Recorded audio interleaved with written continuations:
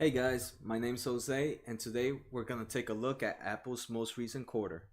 The information has been collected from Apple's investors website, and I will also be using lazyfa.com to look at past data. Before we start, don't forget to subscribe to get info on new episodes and other videos.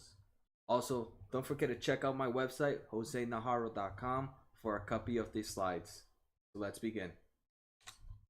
Alright, so let's take a look at quarter one of 2019's earnings call for Apple stock. So first, let's just go straight to the bones, right? Numbers. So quarter revenue was below original expectations, coming in at $84.3 billion. Just for reference, last year's quarter one was $88.29 billion, so it was down about 4.5% from a year ago. Apple said it was about 3% adjusting for foreign exchange. The main thing was iPhone's revenue was $52 billion, and this is a scary thing. iPhone sales is 61% of the total revenue for Apple. In a bit, we're going to take a look how that has affected the business. iPhone revenue this declined 15% from a year ago, while revenue for the rest of the business grew 19%. So that's good that the rest of the business grew 19%, but when iPhone revenue is 61% of the business, that 15% decline is going to take a big hit. A great thing though is Apple is repurchasing their shares. They bought 38 million shares this past quarter for about an $8.2 billion in the open market. Then we have net income was 20 billions, about flat from last year, but their earnings per share were at all-time high at $4.18, which increased 7.5% compared to last year. Again, operating cash flow was also strong at 26.7, and that's good to see that their operating cash flow is providing such strong money a quarter. Let's go to the next slide. So this is one of the most important things, China. So this is what Apple blamed most of their downsized revenue in, the macro conditions, and this is what a lot of the companies are doing this quarter. The macro conditions for the emerging markets, especially in China, is causing. And here I've listed some of the issues in China that happened. First, their quarterly iPhone upgrades were lower than anticipated, so iPhones in China are not being as upgraded as much as they thought they were going to be. Revenue there in China was down $4.8 billion from last year, and this is across everything, their iPhones, Mac, and iPad. Great thing though is in China they did have a record quarter service revenue in China, which was fueled by 2.5 million registered developers. The wearable business, for example, their Apple Watch grew there by 50%. And another great thing is more than 2/3 of all the customers in China who bought a Mac or an iPad during this quarter purchased it for the first time. So they're still collecting customers, and they're increasing their other products revenue there. So that's good to know, but again, the sad thing is that iPhones itself includes 60% of the total revenue for the company. So until all these other businesses they have a higher percentage of the revenue, it doesn't hit as hard as the decline in iPhone sales. But despite the December quarter, revenue from China still grew for the full calendar year. So again, that's good to see.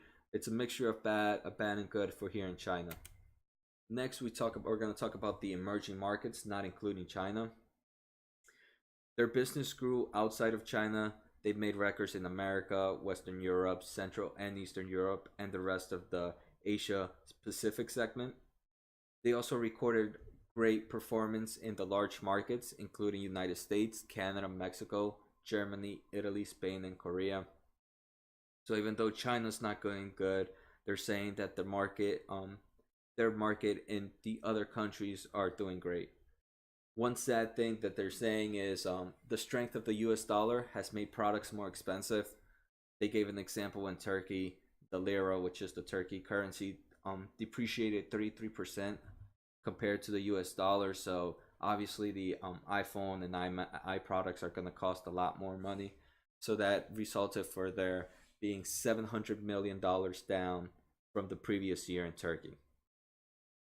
So all right, so right now there's China, the conflicts in China, plus the strength in the US dollar has made products more expensive in part of the world, which is reducing their revenue.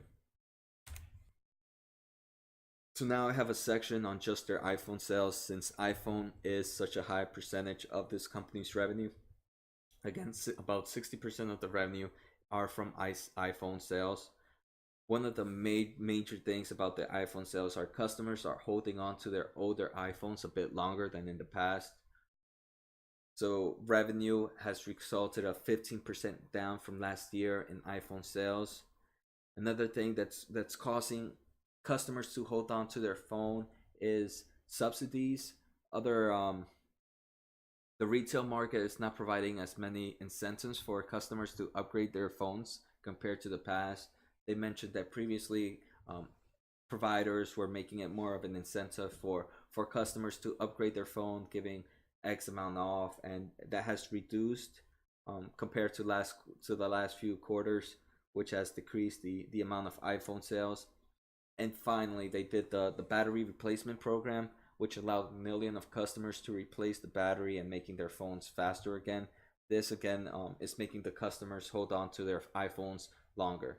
So all these are results to why are the effects of why the iPhone sales have gone down.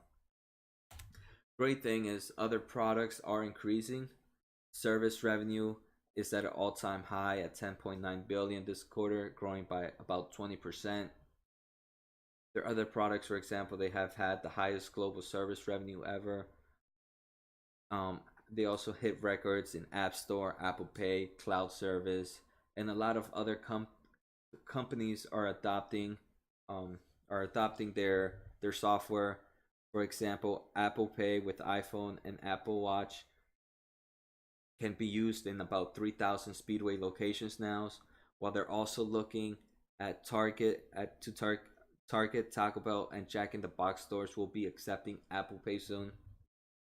That's a big hit for them, right? Target, all the Taco Bells, and all the Jack in the Box stores will be accepting Apple Pay soon. So that's good that they're again trying to increase the customer base outside of iPhone sales. They also added Apple Pay in 3 new countries this past quarter: Germany, Belgium, and Kazakhstan, and it's now live in 27 markets around the world. Again, revenue from cloud servers continues to grow rapidly, with year-over-year revenue up over 40% in the quarter. They also had their best quarter for the Mac computers. Revenue was up 9%, which was fueled by the new MacBook Air and the Mini Mac introduced in October. And their iPad revenue was up 17%.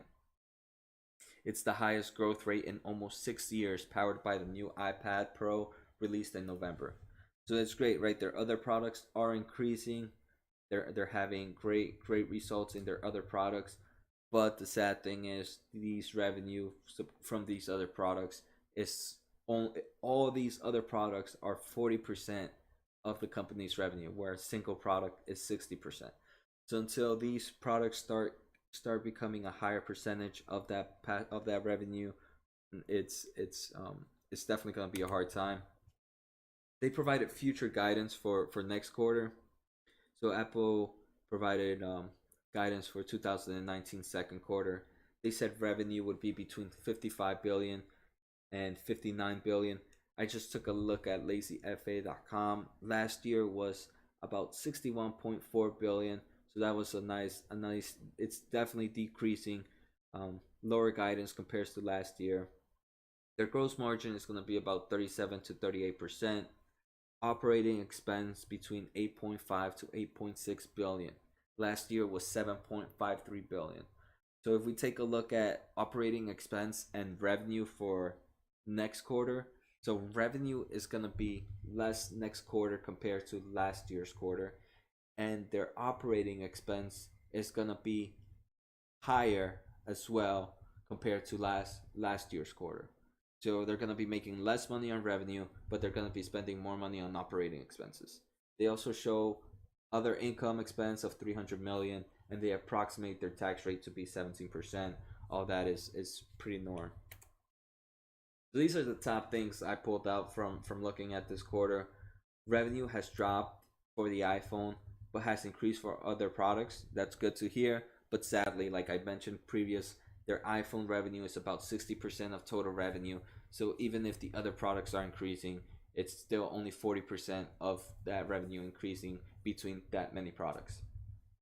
The main reason for iPhone sales dropped is due to customers not upgrading their phones as frequent, and they mentioned some were the battery upgrade program, companies not doing, other carriers, phone carriers, and the retail are not providing incentives for the customers to buy these products.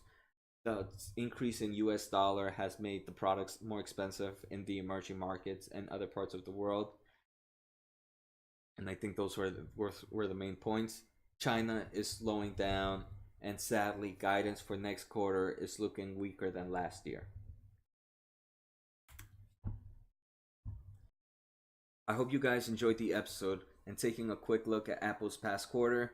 If there's a company you want me to do the same for, please post them in the comments below and I'll try to reach it. Also, don't forget to subscribe to get updates on new episodes. I hope you guys have a good night and see you next time.